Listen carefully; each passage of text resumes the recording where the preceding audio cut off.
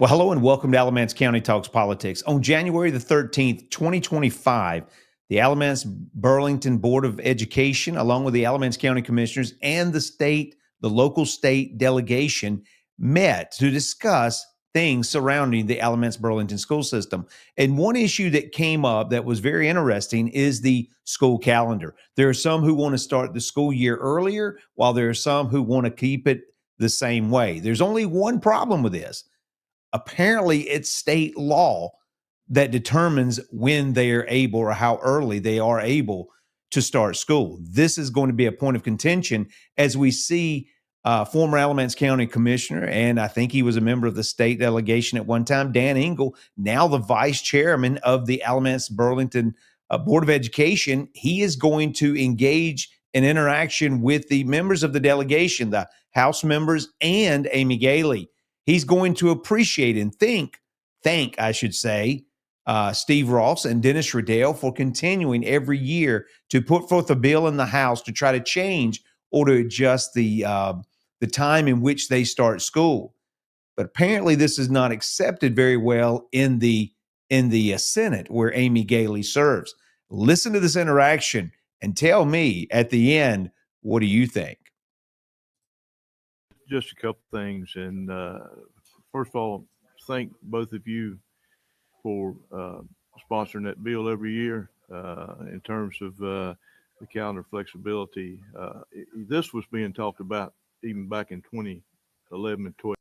Now let me stop it here. One of the interesting things about this video is Dan Ingle immediately isolates State Senator Amy Galey apart from these other two because he's talking to Dennis Riddell and Steve Ross, and he's telling them, I appreciate you putting forth this bill in the House every year. He said, we've been talking about this since, or it's been taking place since 2010, 2011, whenever he said. But he's thanking the members of the House delegation, and apparently he's not too appreciative of what Amy Galey's stance is on this calendar issue. Apparently, there was, and Amy will talk about this, apparently there was a survey sent out to the school, to people in the school system, and we'll talk about that when she brings that up. But right now, Dan Ingle is honing in on thanking the House members for sponsoring this bill to give the school system the flexibility to start school earlier or to continue to keep it where it is. Let's listen as he continues. And it seems like the tourism industry, they don't like this bill, and I understand that. But with that being said, academically, you want to do everything you can to help these kids academically. When you look at the fact that our high school students, you go into Christmas break, well, when do they take their exams? It's when they come back. So in terms of, education and being prepared, is that affecting our test scores in a way? I was in line just the other day with a young man that graduated in December. Yet he had to come back to school. He couldn't start college because he had to come back to school to finish his exams before he was gone. So even though he would have graduated in December. So thank you for that. I know it's tough when you've got different entities that want this and that, but I think we just need to think about the kids. So thank you again for that. Yes, sir. So notice Dan Ingle looks at Dennis Riddell and Steve Ross and thanks them for that.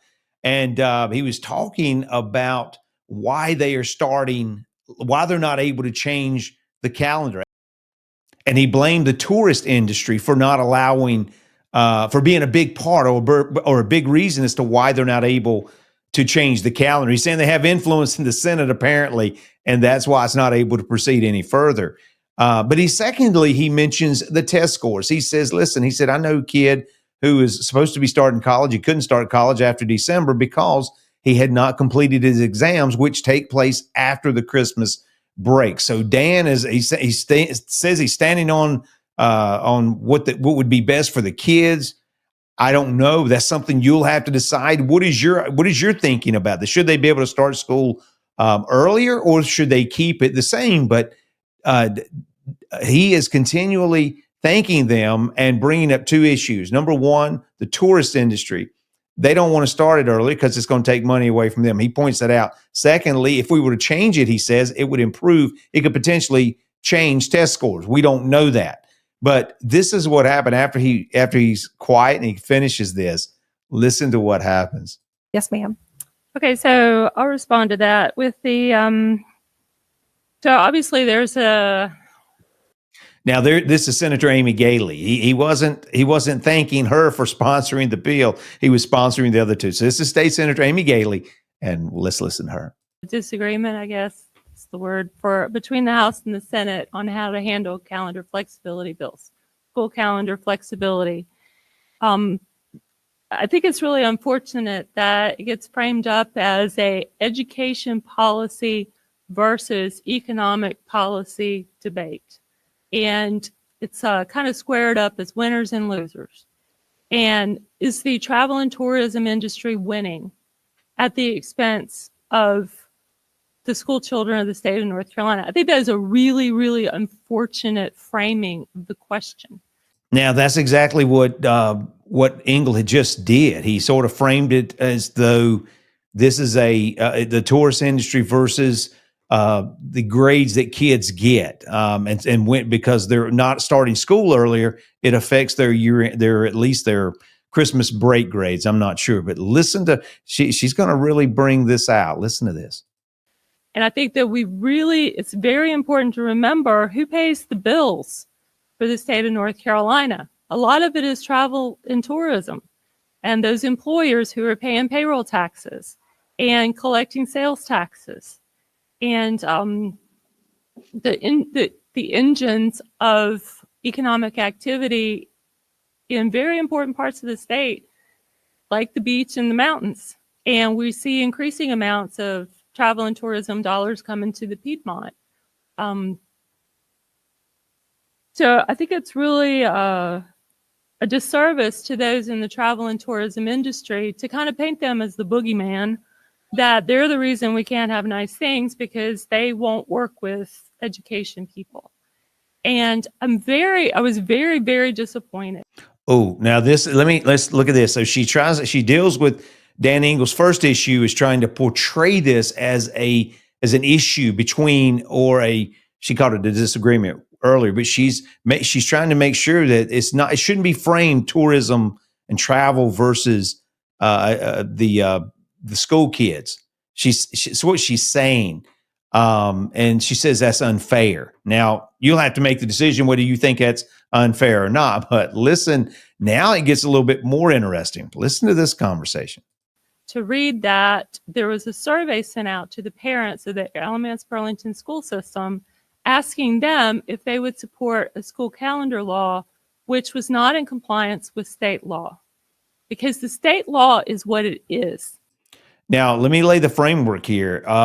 She is saying that there are certain school systems and that are trying to change their start time, not following state law. And what ABSS did apparently was they sent out a survey to parents and teachers. I'm not sure who it all went out to, but they sent this survey out. Would you be for starting school a little earlier, or are you satisfied with the way it is?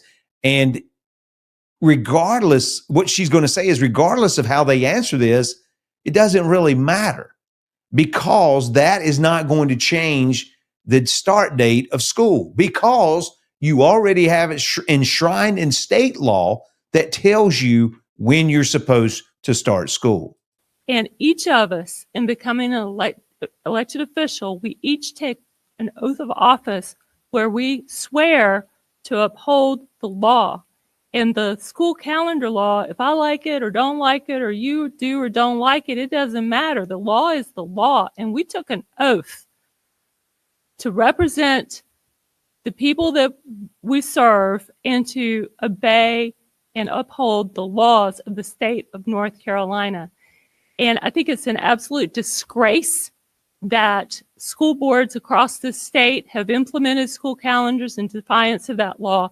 And I think it's very disappointing that for many people, the beginning question is not, is this a violation of my oath of office? The beginning question is, what happens if we don't obey the law? because then you're not ruled by laws, you're ruled by men, and that is not our system of government. It also is very startling when you have the school board in the past has said, oh, well, we have to implement these Title IX rules that we may or may not agree with because our attorney tells us that we might, in some strange way in the future, we might get sued. Well, I can tell you that there is a strong likelihood that if a school system adopts a school calendar that is not in compliance, will be sued. So basically what she's saying there is these school systems that are adopting these calendars to start earlier than state law allows, they will be brought under the law. They will be addressed. They will be dealt with. They will be probably sued, I believe is what she says here. That was sort of froze up a little bit, but they will be sued. And so they really need to think about this and to consider the steps that they're taking. And that's what she's trying to tell them very clearly and very forcefully. In front of the judge, having been found implementing policy in violation of that law, that judge will likely order attorney's fees to be paid because it's already been done once. A school system has already been found to be not in compliance with the law and held accountable in order to pay court fees. So next time it's not unreasonable to think they'll have to pay attorney's fees. And so I think that, as a member of this community, as someone who has put her hand on the Bible and taken an oath to uphold the laws that I may or may not agree with, I strongly encourage you all to rethink sending out that parent survey. I'm not sure how it was worded. If parents were told that if we adopt this calendar, then we will be in violation of the school calendar law. But even if they were, it doesn't matter what the community thinks about that. It matters that you're the person who has to look yourself in the mirror and know that you violated your oath of office when you adopted a policy that you knew was not in compliance with state law. Now, I have to disagree with one thing she said. Immediately, it does not matter what somebody says in a survey. You should not change something that is in violation of the law. She's basically saying, she should have said their opinions do matter. And if they want to change the way the school system is when it begins their calendar, then they need to be voting for people who will make sure that calendar is changed. So the people really do make that decision. Depends on who they vote for. And but at the same time, I understand what Senator Galey is saying. Right now, the law is the law. And why are you sending out a survey to just to ask people when it's not going to matter? And if you do choose to violate state law, basically what she is saying, if you don't follow the law, you better be prepared to be sued. And you may be found to pay the fees, all the things that are associated with that when you lose a case. So she's coming out really hard against them. And I think rightly so to a point. I don't know why the school system is, especially ABSS, is trying to do this. I see Dan Ingle's point maybe about kids performing better, taking the test before. I don't know. I do not know what that would look like. But at the same time, if you're going to go about trying to change it, you don't send out a survey. You try to go out and you get people elected who will actually change the law so that then you can start when you choose to start the school calendar. But until that time, I don't know what the survey was for. As far as, if if every survey would have been returned and it said, yeah, we want to start earlier. Is the superintendent going to try to start school early? Is the Alamance Burlington School Board going to say, hey, we're going to go in violation of state law and we're going to start the school calendar earlier? I'm not sure what the purpose of that was to that point.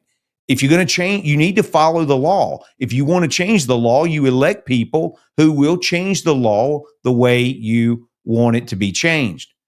Now, there's going to be some response, a little bit of pushback to what Senator Galey just said. Let's listen.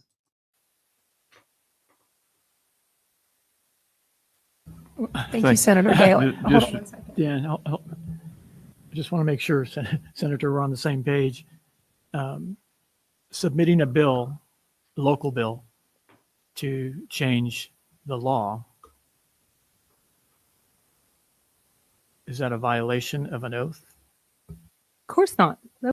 So Dennis Riddell, who is part of the House along with Steve Ross, he asked her the question, is submitting a bill, is it a violation of my oath? And of course the answer is no, and he knows that. And that's exactly the way Senator Galey answers this. And so let's continue. It continues on. That's not, and advocating to change the law is not a violation of our oath of office. But when a person votes to adopt a policy that they know is in violation of state law, then that is a violation of your oath of office. So now, who is she talking about specifically there? I'm not sure as to who. I'm not sure if all of the Board of Education, do they swear an oath to the state constitution to follow the law? I would assume they would, to uphold the state law. And that's what she's talking about. These people who are apparently on the board who have taken an oath to uphold the laws of the state, and they send out a survey trying to, it appears, maybe, to undermine the state law. Maybe they just want to feel for what it looks like, what people are thinking. What would they prefer? I'm not sure. I would just like to say that, when you send out something like a questionnaire and it said, how do you feel about this and that? That's not violating state law. That's just seeing what are the wins. And I think as Representative Riddell talked about it, and Ross, this is something that is popular across the state. That's going to, sooner or later, there will be a law passed in regards to this. But no law has been broken, Senator Galey, by sending out that questionnaire. I agree with you on that you have not violated. No, asking the question does not itself violate the oath of office. I still think it's unwise. I think it is inviting an opinion which is ultimately irrelevant. Because if you're not going to do something, then why do you ask people if you should or shouldn't do it? So sending out a questionnaire to find out this is what the people that we represent think about a subject, you think that's wrong to do that? Is that what you're saying? I think that if it's not made clear to people that this is a violation of the law, like we talked about school bus drivers. How about you have a policy where we're not going to require a CDL from a school bus driver? You want to send out a questionnaire to your parents. Should we just adopt a policy where we don't require that because it makes it harder to hire school bus drivers? You could go down that rabbit hole with a lot of different topics on a lot of different things. I think if we come back to the premise that schools don't have enough resources to do the job that they have to do, I really question the use of resources to get information about something that you're not supposed to do anyway. So Senator Galey makes a good point there. Are you going to bring up other issues like the CDL? You're just going to ask the people, do you prefer a CDL for a bus driver, which would or not? And because I'm sure state law requires them to have a CDL to drive a school bus. You can't do that. The question is, as we talk about it, there's not enough. Even if you get I think they got 1,000. Maybe 1,100 votes. I'm not going to be able to find it here, but they got so many votes back. I mean, the last time I looked at the voting block, it doesn't appear to be enough to really change, as far as changing this. I mean, you got to reach out beyond the school people into the greater community. So Dan Ingle, I would encourage you, if you want to change this, it looks like you're going to have to get you another state senator. I don't think Amy Galey is going in this direction. So I guess what I'm looking at is you're going to say it's going to eventually change. Or I'm not sure exactly. I assume you're saying somebody's going to be taking her place or other people's places, and it's going to eventually pass. And it very well may. But there sounds like there's some contention, a lot of contention here about this school calendar. and they're very dissatisfied about Senator Galey's position on this. And all I can say is if you don't like that, then, and Senator Galey, I'm not sure how many in the Senate are for it or against it. I don't know if one senator would be enough to change it. I don't know. But I would say that's something you would have to look at. You would have to change it at the ballot box to get the people in the positions in the Senate, in the House, so that they could change that law. But right now, I think it's unwise for ABSS to be considering that.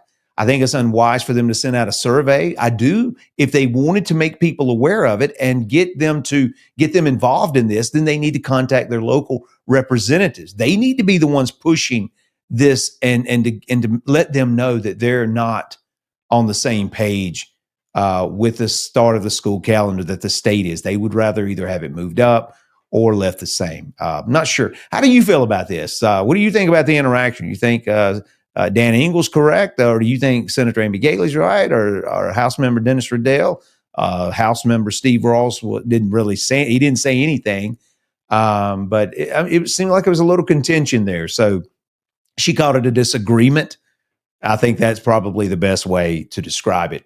Well, this is Alamance County Talks Politics. My name is Keith. If you enjoy this, hit the like and subscribe button. And let me encourage you, leave your comments down below. Where do you stand? Are you for an earlier school calendar, or do you like the school calendar the way it is? Or do you think the school system did the right thing of sending out this survey? Or should they just have said, wait a minute, state law, it doesn't matter what the survey said, state law says this. Well, leave your comments. And until next time, take care.